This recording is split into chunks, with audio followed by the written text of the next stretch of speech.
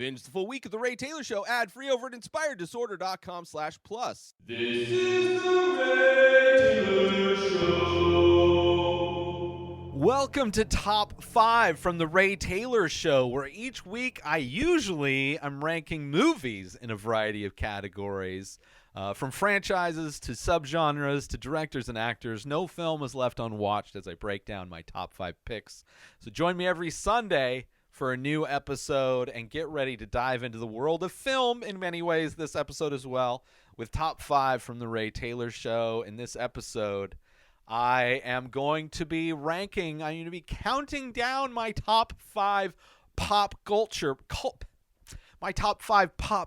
moments, pop culture things from 2022.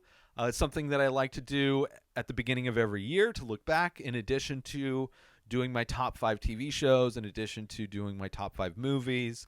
I also like to just do a blanket top 5 of pop culture. This is an episode inspired by the show All Fantasy Everything, which is a show that in part inspired me to do this show. And it's a topic that I enjoy doing, and they recently released their episode, and it was fun to see how many of my top 5s were on their lists. But let's get into it, shall we? I mean, what a better way to recap the past year than take a look back and see the different artwork that came out, the different moments, the people that helped create our culture, the maybe public spiraling out of control, from movies to music to award shows to public meltdowns. I recap the things that impacted me the most. Let's get it started with my number 5 pick for pop culture moments in 2022. Coming in at number 5 is The Slap. If you don't know what The Slap means, you've been living under a rock. Of course, I am talking about Will Smith as he walked out on stage during the 94th Academy Awards and slapped stand-up comedian Chris Rock, who was hosting the award show. Obviously, Chris Rock had just recently in that time told a joke about Will Smith's wife, comparing her, not a very good joke, an outdated joke, comparing her to G.I. Jane, which is a movie that came out in the 90s. But also a joke that apparently hit close to home for Jada Pinkett Smith, because she did have a shaved head because she has alopecia, right? Which skin disorder or whatever, I guess. I don't know. But if you watch the clip, Will Smith laughs at the joke, and you see Jada not laughing at the joke, and then you see Will Smith look over at Jada, who's not laughing at the joke. And not that I think it was staged in any way. At no point do I think it was staged, but I 100% believe it was performative as beep, right? I like Will Smith, him getting up in the way he did, getting up on stage, walking down the catwalk to get in Chris Rock's face, and then to do this big dramatic slap is 100% a performance Will Smith did to show his wife that he will defend her honor or whatever, right? And then it led to moment after moment of the person bringing this up again and again. Will Smith brings this moment to life over and over again. This dude has apologized publicly, I don't know how many times, and instead of just keeping quiet about this issue and letting it blow over, let people forget, he constantly is reminding people that he did this thing, right? Constantly reminding people he did this thing. And his action in the first place, if he had just shut the fuck up during the thing, right, and just won his award, which I don't think he should have won. I have been saying for years that Will Smith is not a very good actor. I think he's charming. I think that he can do well in certain movies. He has a very rom-com type of an energy to him, but all of his dramatic films have been not good in my opinion. The only performance I've seen him in that was good was Pursuit of Happiness. But everything else is okay to horrible, right? You want to see, like, if you want to gauge Will Smith, right, go watch a movie that was his project, a project that he developed where he chose the director that he starred in with his son. Go check out After Earth, a movie that has Will Smith's fingerprints all over it, and see the worst performance an actor will ever give in a movie. By far, one of the worst performances I have ever seen in a movie, and Will Smith was in control of the whole thing. There is no excuse for a absolutely god-awful performance. Watch King Richard, reviewed King Richard way before the Academy Awards.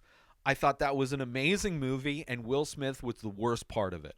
I've seen the clip of him doing the scene as, you know, King Richard, where he tells off a reporter that's interviewing one of his daughters.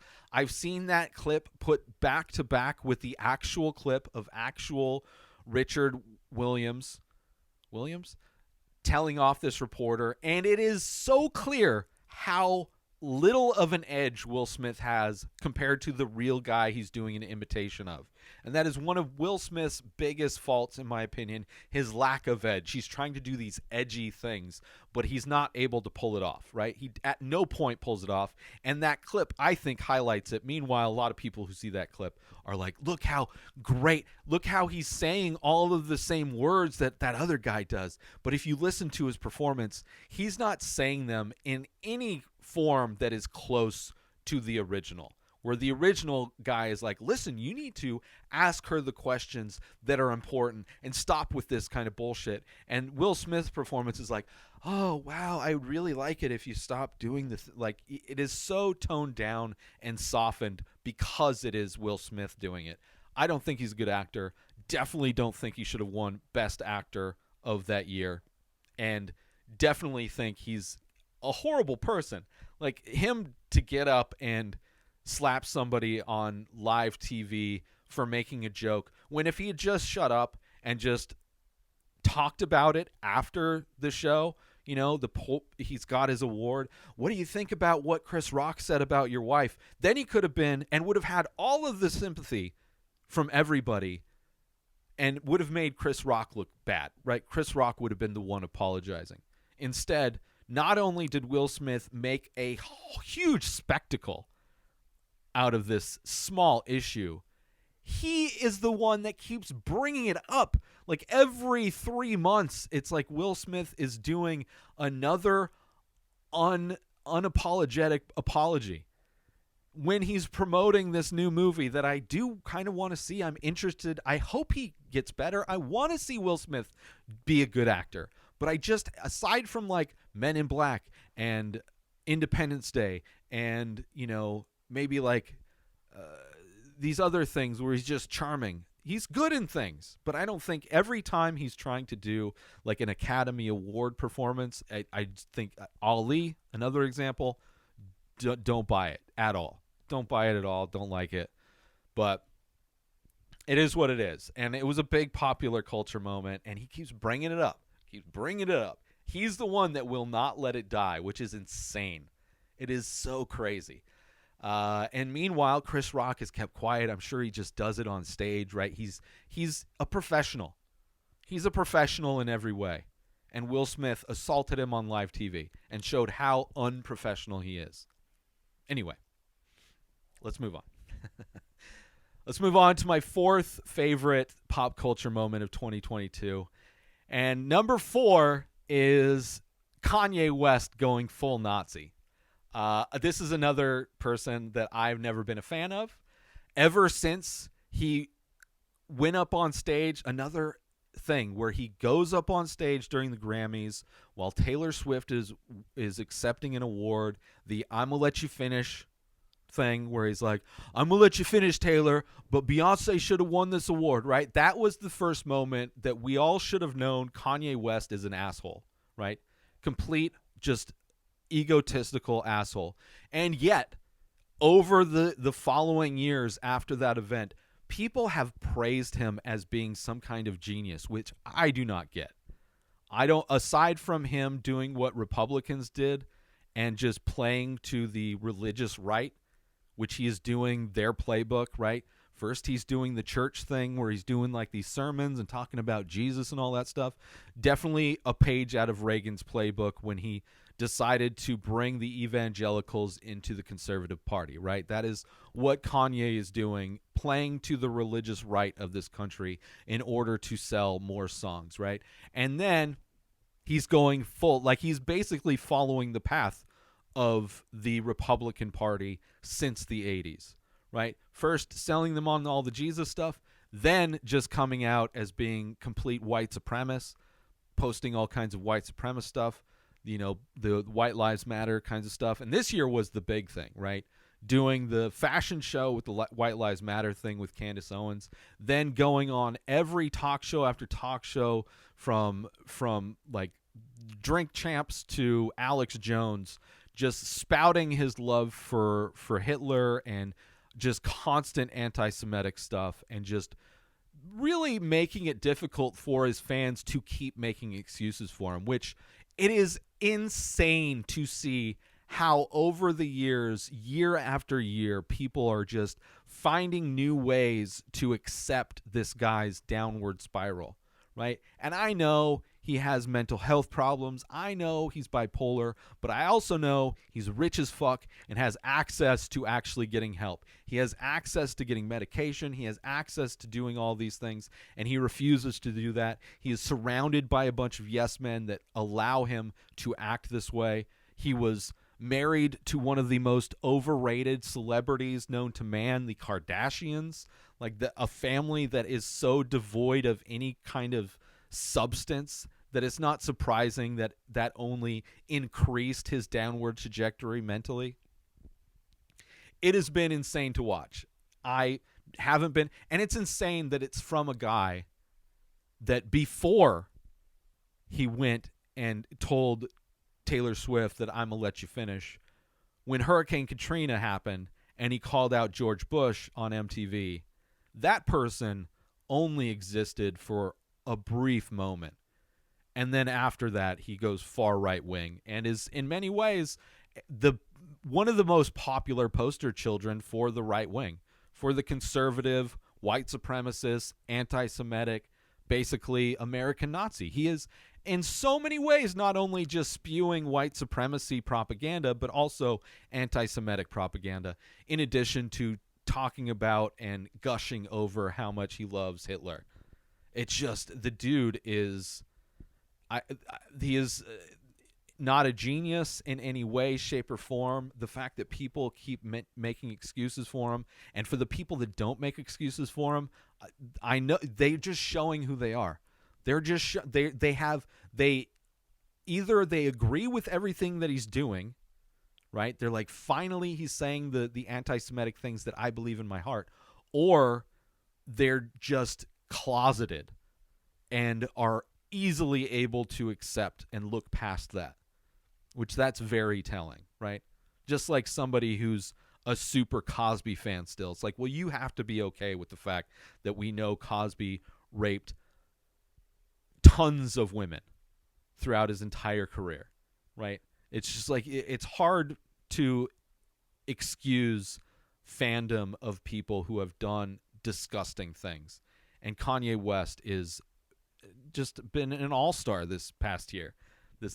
It's just insane. So, number 4 is Kanye West going full Nazi.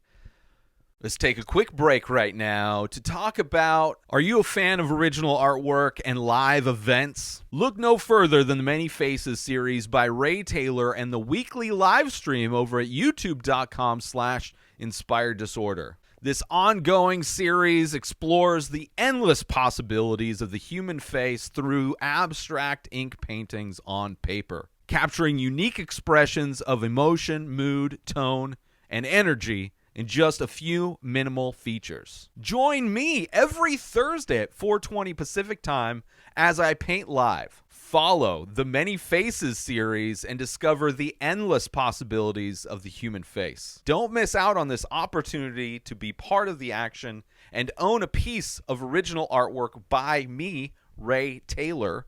Head to youtube.com/inspireddisorder every Thursday to catch the live stream, and visit inspireddisorder.com to browse and purchase the Many Faces artwork.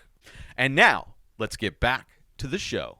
Moving on to my third favorite piece of pop culture that happened last year.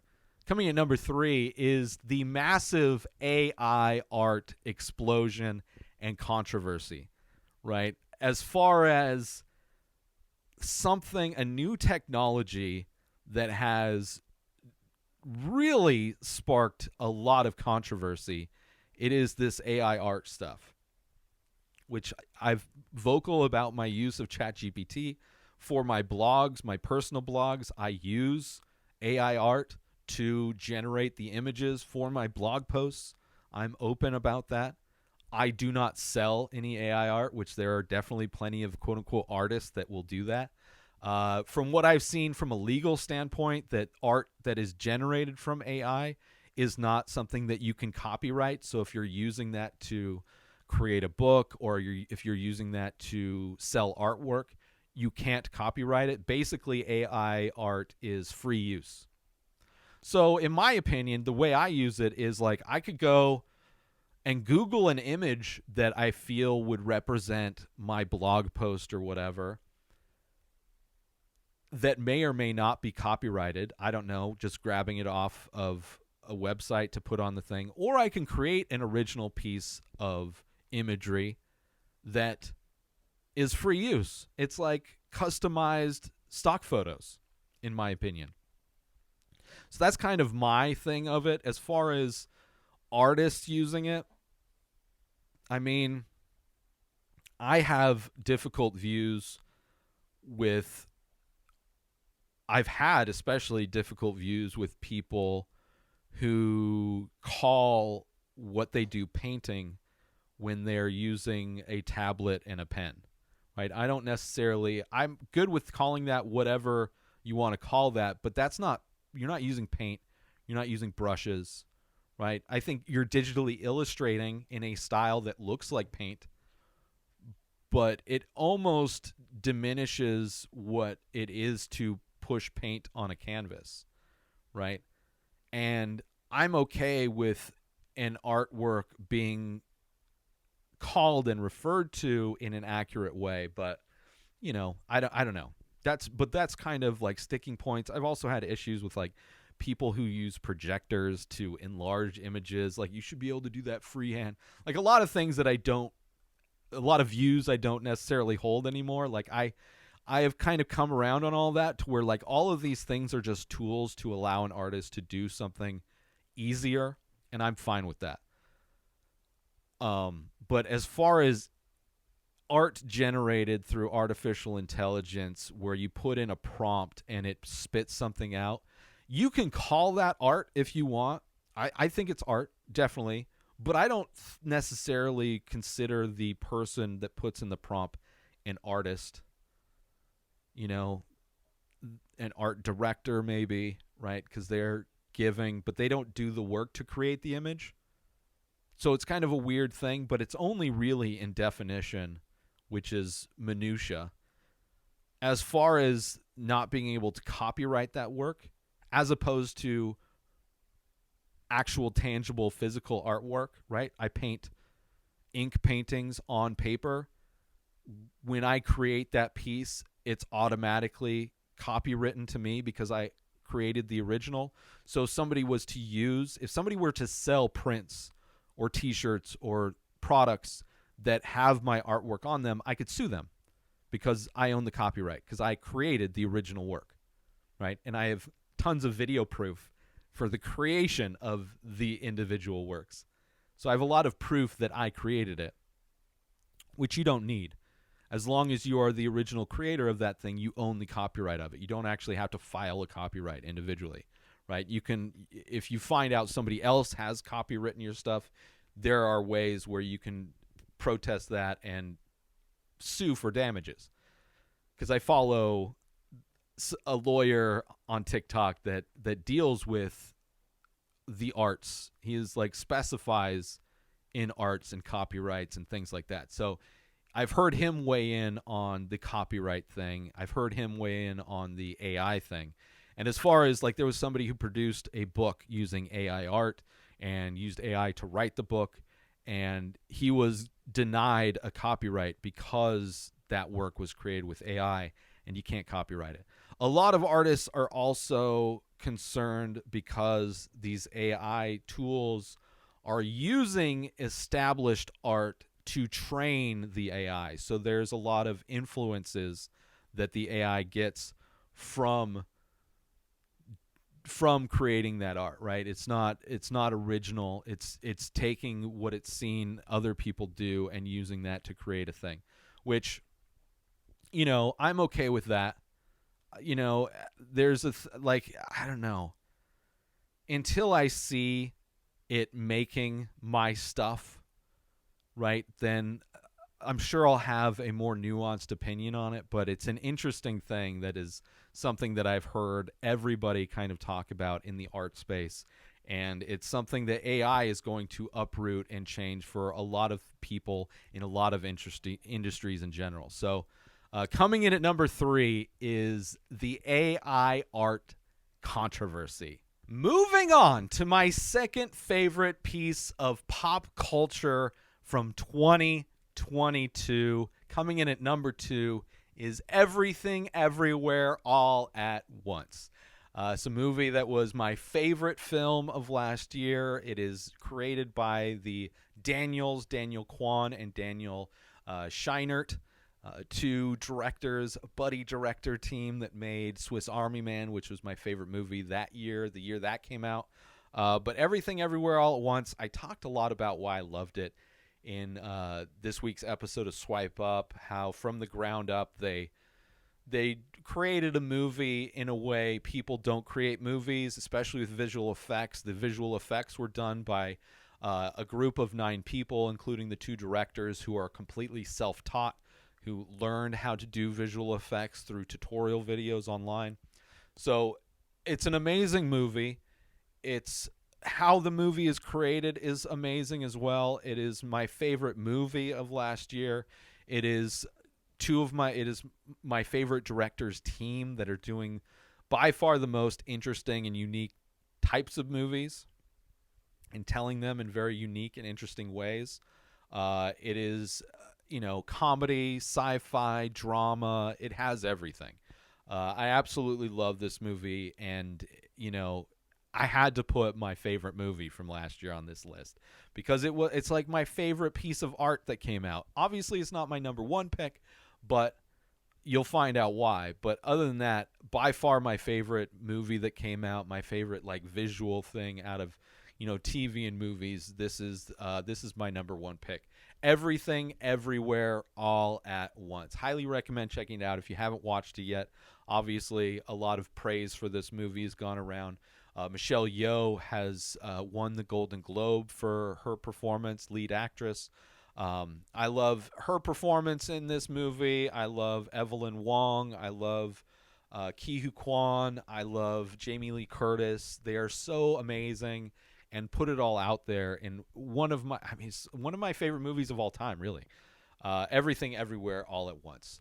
Let's take a quick break from this episode to talk about Attention all Ray Taylor Show fans! We're excited to announce we've just released a line of exclusive merchandise featuring original artwork inspired by the show. Our high-quality shirts and biodegradable phone cases are a perfect way to show your support for the show and make a great gift for any fan. Plus, with each purchase, you'll be helping us continue to bring you great content. So don't wait. Head on over to inspireddisorder.com now and check out the full collection. Thanks for listening, and we hope you'll show your support by grabbing some Ray Taylor Show merchandise today. And now, let's get back to the show. Moving on to my favorite moment, thing, aspect of pop culture from last year, 2022. My number one pick is the Red Hot Chili Peppers not only coming back with John Frusciante and Rick Rubin producing, but also putting out not one, but two albums last year. You had Unlimited Love came out in April, I think, and the Return of the Dream Canteen came out in October. And I love both of these albums. I've been a huge fan of the Red Hot Chili Peppers since the 90s when my mom purchased Blood Sugar Sex Magic for herself because songs like Under the Bridge and Give It Away were popular on the radio, popular on MTV, and my mom, trying to be a cool, hip person still, bought it for herself but wasn't into it. So she gave it to me. Guess what happened? I loved it, and I got into all of their music. Got all their earlier albums, which are way more punk, funk type of centric music, their earlier stuff before Blood Sugar Sex Magic, but have been a major fan of theirs ever since. They have released new albums, it seems like every time there is a major change in my life, they put out a new album. And they don't put out albums all the time, but it's weird how their release schedule in a lot of ways has lined up with major life events in my life. But huge fan of the band, specifically the combination of Anthony Kiedis, Flea, Chad Smith, and John Frusciante, produced by Rick Rubin. I think that is the magical combination that puts out the best, by far the best music. The albums they did, John Frusciante has left the band multiple times. He left during One Hot Minute in the 90s, kind of later 90s, which I didn't mind that. Had a lot of that Blood Sugar Sex Magic feel. Not Dave Grohl. I forget the guitarist that took over for him, but was okay. And then Frusciante came back for Scar Tissue, By the Way, and then Stadium Arcadium, which are like amazing, right? By the Way came out like the Scar Tissue. Was that the name of Scar Tissue? Californication, I think, was the name of the album. But it had Californication, Scar Tissue, had so many hits off of that. And I remember that coming out after high school, right? So that was kind of the big life event. And to see them kind of come back after, right? Blood Sugar Sex Magic was big. Not their biggest. I think they got to third in the Billboard charts in the U.S. and then kind of went down to fourth for One Hot Minute. And then when they came back with Californication, I believe that was the name of the album, they went to number one. And then By the Way, I think, was even more successful. And then Stadium Arcadium, by far the most. And this year, when they released the two albums, felt a lot like when they released Stadium Arcadium, which is a double album, right? They put out all of their, not all of their music, because they even put out, they create music so effortlessly in a lot of ways, especially working with Rick Rubin, that there's a lot of stuff that never gets released, right? There's so many unreleased stuff. I have these 45s of all these unreleased music that was created during the Stadium Arcadium days. But then after that, Frusciante left, and then you get albums like I'm With You, I think, is one of them. And then the other one was, I forget the two albums, but they used Frusciante's backup guitarist that they used. He comes on tour with them, Kindelhofer or something like that, which he can play John Frusciante like, but he doesn't come up with the same flair that Frusciante does. I mean, I think Frusciante is one of the best guitarists, hands down, right? Flea, I think, one of the best bassists, hands down. Chad Smith, arguably, I would say, one of the best drummers. Anthony Kiedis, maybe not the best singer, but definitely I love his creativity with his lyrics and just how obscure they are and how, they're very up to interpretation, which I appreciate that as well. which I feel is a feature, not a bug. Some people don't like it. I understand that, but I don't know. I love it. And I think they changed producers as well. They were producing with like I forget the producers they were working with. I should have probably brought that up, but they're working with different kinds of producers, right? And definitely, I didn't hate the albums, but they're definitely not like cream of the crop. They're not what my favorite stuff that they do. And hearing that they were going back with Rick Rubin and that John Frusciante was coming back, I was like, yes. But also I was very worried, right? Because, I don't know if those two albums were a sign of their downward trajectory or not. They are getting old. They've been doing this since 84. There's not a whole lot of bands that got popular in the 90s that are still putting out hit albums like they are. Like they are still putting out number one albums, right? Maybe it's because I'm not following the bands like Pearl Jam. I'm not hearing anything Pearl Jam. I mean, the thing is also a lot of bands from the 90s, members have died, right? Like, so they can't keep making music. Like I would say, the Foo Fighters starting up after Nirvana is kind of a similar thing, and they've had a lot of longevity. I don't know if they're still putting out new albums. I don't know how well those albums are doing, but I know they're still in the public limelight. I know they're still doing tours. I know, they are regarded as one of those bands. And I think the Chili Peppers, they're both in a very unique club because they've survived, but also they're putting out music that people still love. And I think globally, the Chili Peppers have a massive draw, right? They do so well, not only just in the U.S., but also around the world. They play well around the world. And in these two albums, I think it shows definitely a lot of their maturity. You've seen, especially in Stadium Arcadium, definitely you see their evolution over the years, coming out with new albums. You see the maturity. You see them kind of perfect their playing of the instruments. You see Anthony Kiedis really training to become a better singer.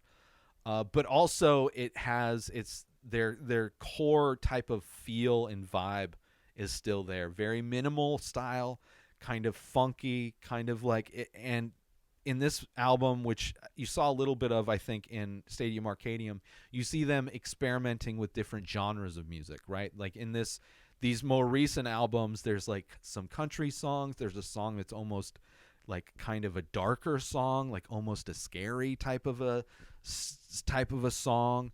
There's more poppy type stuff. Like I think they have no problem experimenting with different sounds and different genres, and how their kind of particular way of making music can kind of complement those different experiments. And I also love Flea playing a lot of trumpet in a lot of these songs. But I absolutely love these albums. I bought the first one. I bought Unlimited Love on vinyl, and then I heard that they were coming out with another album, and I was like, oh, I need to get that, but can't justify that purchase because I'm very poor. So I literally asked my asked my roommate, like, she got me a Christmas present, right? And I was like, not something that I want to get, stuff that I will use the fuck out of, right? And it was something that I wouldn't use the fuck out of. So but I felt bad, right? I hate returning a gift. The thought was amazing, right? But I was like, listen, there's something I want, something I need. And I was like, the thing I want, buy me the vinyl of Return of the Dream Canteen. And it showed up the other day, and I listened to it all day. It sounds so good, right? From what I've heard, the way the vinyls were produced, it's like directly from the master recordings onto vinyl. Like there's no post-production. Like the production of this was all seemingly done live as it was being recorded, as far as I know, right? It's very minimal production as far as compared to the producers that they were working with when they weren't working with Rick Rubin. Definitely known for more producing, overproduction of things. But anyway, I love the Red Hot Chili Peppers. I know some people don't like them, think they're overrated. That's fine. I think most people's favorite bands are that But I will defend them forever. I love that they're still making music. I love that they're alive.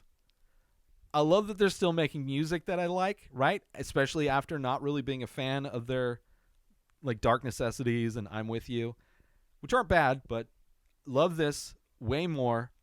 And also would highly recommend checking out the movies that Flea is in, because he is in a great cross-section of movies. I did a top 5 of movies that features Flea, and it would be an amazing like watch if you want to watch those 5 films. So I would check that out as well. I've also done a top 5 of my favorite Chili Pepper albums, which would be interesting to maybe do another version of that now that they've put these albums out, to see if they make the list. I would imagine maybe one of them might. But that is by far my favorite part of last year, and in reference to pop culture. Not only 1, but 2 albums coming out, which, how does that, do people do that?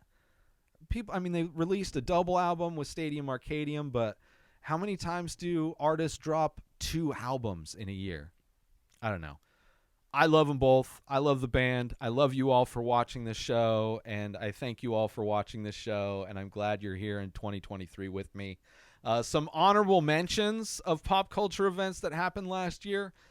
Discovery buying out Warner Brothers and that whole kind of debacle that's been happening with movies disappearing.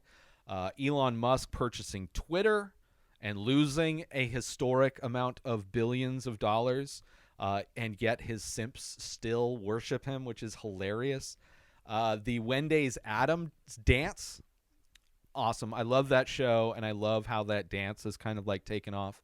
Lizzo playing the James Madison flute and pissing off a bunch of racists. I love that as well. Running Up the Hill, the song on Stranger Things, how that kind of blew up. Love that. Severance, as far as a TV show. RRR, the movie, the Indian film that got me into Indian films. Amazing film. And then Reservation Dogs Season 2 was amazing as well.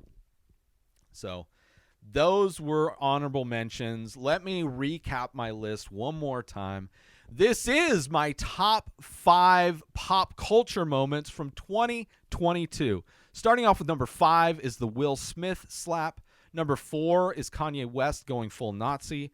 Number 3 is the AI art controversy. Number 2 is Everything Everywhere All at Once. And my number 1 favorite pop culture moment from 2022 was not only 1, but 2 new albums from my favorite band on the planet, the Red Hot Chili Peppers. Let me know what your top 5 favorite moments, pop culture moments, were from 2022. I would love to hear them. Please let me know in the comments. Hit me up on social media, all of that stuff.